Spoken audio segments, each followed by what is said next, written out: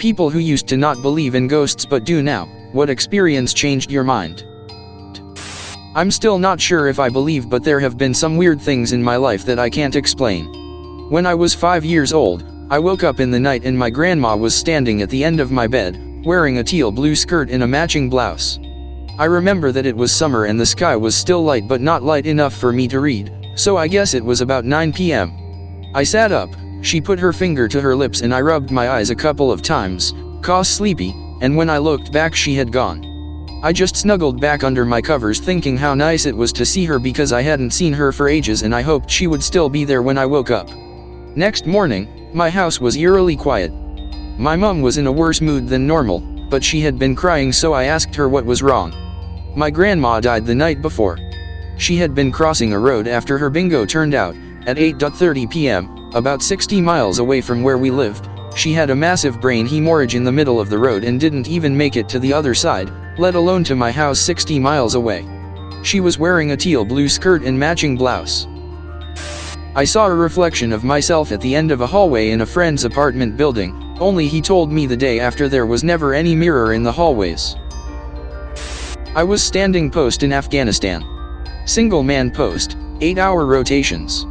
It was around 2 a.m., and there was enough moonlight to see without using NVGs.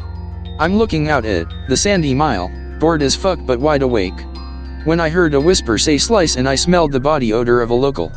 I immediately shouldered my rifle, searched the area around my post and didn't find anything or anyone. The next day I tell my buddies about it. Come to find out that before we took over the outpost, some British soldiers, dragoons I think, had fallen asleep on post and somebody cut their throats.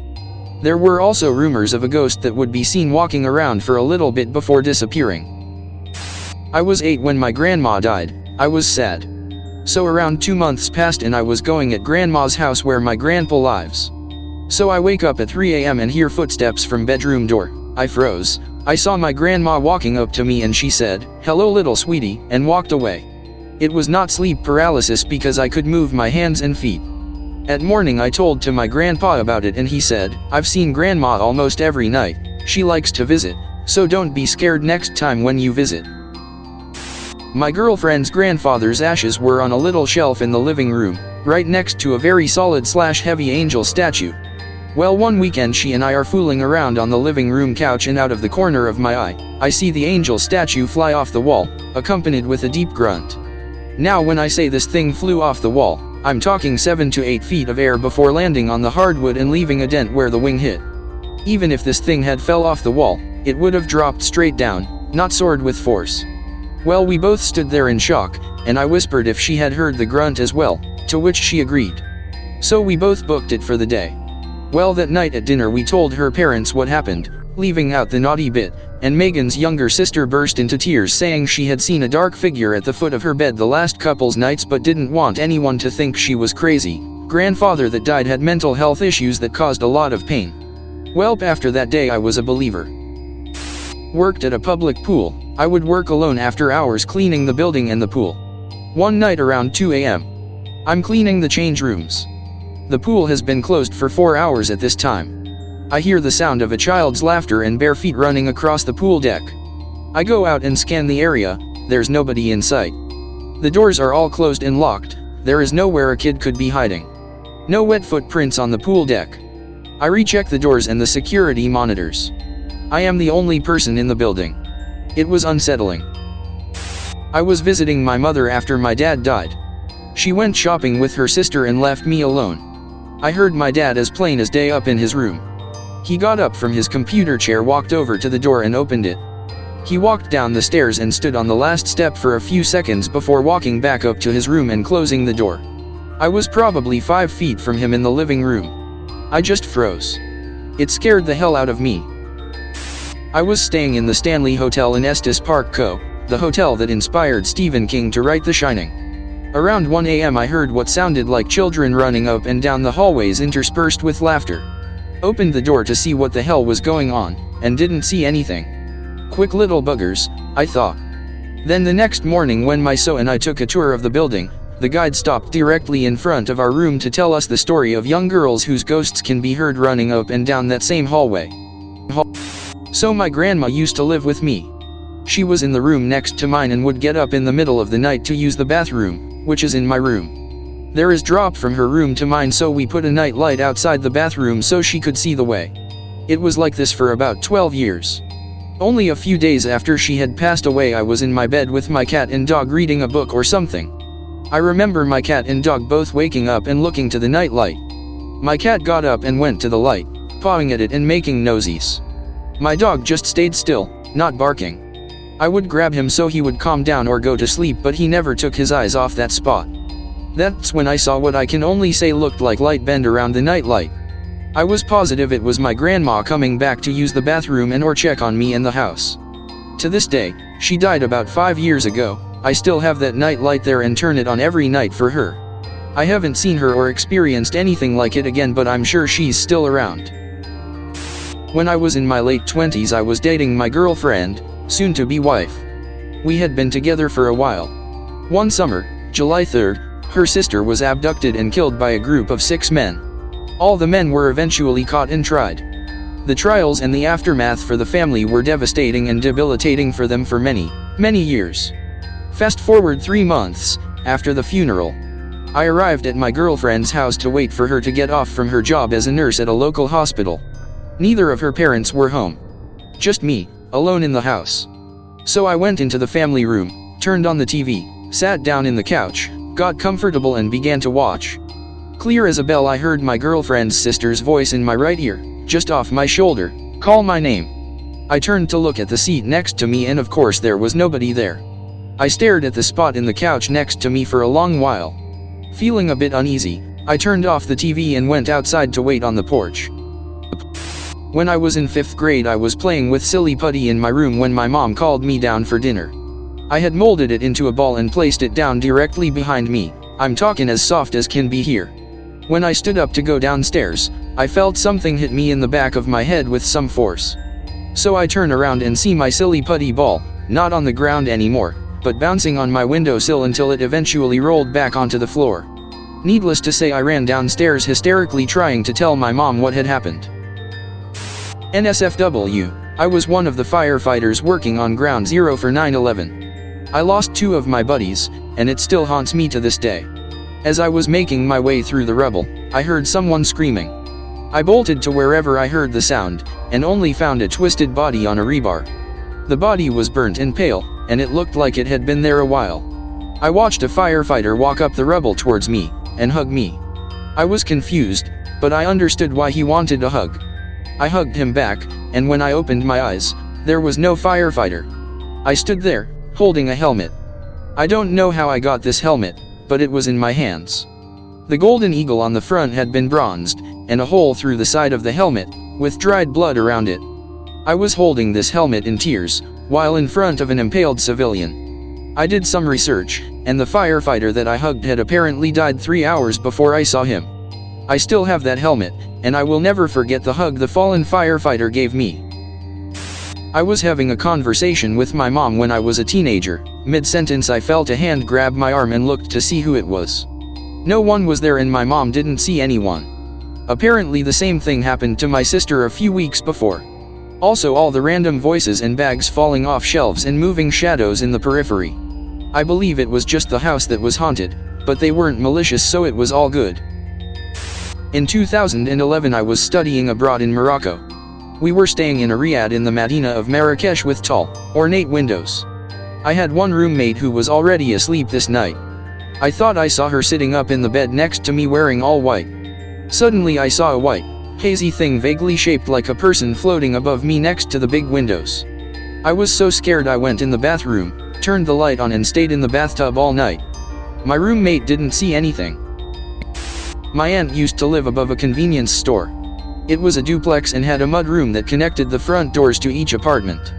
The other apartment was empty and unlocked, so my cousins and I would hang out in there. One night we are playing hide and seek in the empty apartment. My cousin and I are running from the seeker and the hallway door slams shut in front of us. We freak out and end the game because we are too scared. We tell our parents and my aunt happens to have a night vision baby camera. She sets it up in the living room of the empty apartment and we can all see it on the TV in her house. We are watching it for about 10 minutes, dust is flying everywhere and nothing is happening. Out of the darkness, a Pepsi can rolls up and hits the base of the camera. Everybody is like, WTF, this bitch is haunted. I never went up the stairs alone to get to her house again, I was too freaked out. About 3 years ago, the entire building burned down unfortunately, I don't know the cause. A ghost on a spirit talking app or whatever just kept saying someone's here. Cat in danger. A month later we found out Punky's thyroid levels were so high it could have seriously hurt her. Her levels were a 15.9, should have been a 1.5. Thank you, whoever's ghost that was, you saved my cat's life. I was sleeping in a hotel room and something woke me up. I looked next to the bed. There was a woman sitting cross-legged on the floor below me and she locked eyes with me, cocked her head sideways and then floated up toward me before dissipating. I prefer to think it was one of those hallucinations people can have in that pre-awake stage, but damn, it was terrifying. My dad died. After I found out, I went home. My parents were separated, so my mom and dad each had a house. My mom is disabled and has a 2-story house. It's very hard for her to go up and down the stairs. My old bedroom was upstairs. I got in the house about 2 in the morning with my husband. We were laying in the bed and my husband instantly fell asleep. I was too upset to sleep. My door was cracked and I saw a shadow pass by my door. I thought it was my mom checking to make sure I got home okay. After a few hours of not sleeping, I went downstairs to get coffee and my mom was there. I said, "Thanks for checking on me last night." She looked very confused and said, "I didn't go upstairs at all last night. I'm convinced it was my dad checking on me." Speaking for my wife. I grew up in a house that was haunted, so I know what's out there, but my wife has always been a skeptic and gave me shit for believing in the paranormal and being spiritual until we moved into our house. She has seen and still sees a couple dressed in white in our backyard staring at our house. At night she will hear a giggle and doors close. She tried to rationalize what she seen until one day she saw a lady floating over our bed. That did it in, and now she takes what I say seriously. I was always open to the idea, but wasn't convinced. That changed a couple of days after my grandfather died. I was in my room at night, thinking about him, when I suddenly felt as if someone was rustling my hair. There are no vents in the ceiling in my room. My fan wasn't on. It was a very slow, deliberate feeling, as if a hand was very slowly running its fingers through my hair. The weirdest thing that happened to me was a story my mom told me a few years ago, which brought me from adamant ghosts don't exist to holy crap, maybe they do. A few weeks before I was born, my great-grandma died. She was so excited to meet me and hold me since I was to be her only great-granddaughter. I've always felt a strong connection to her.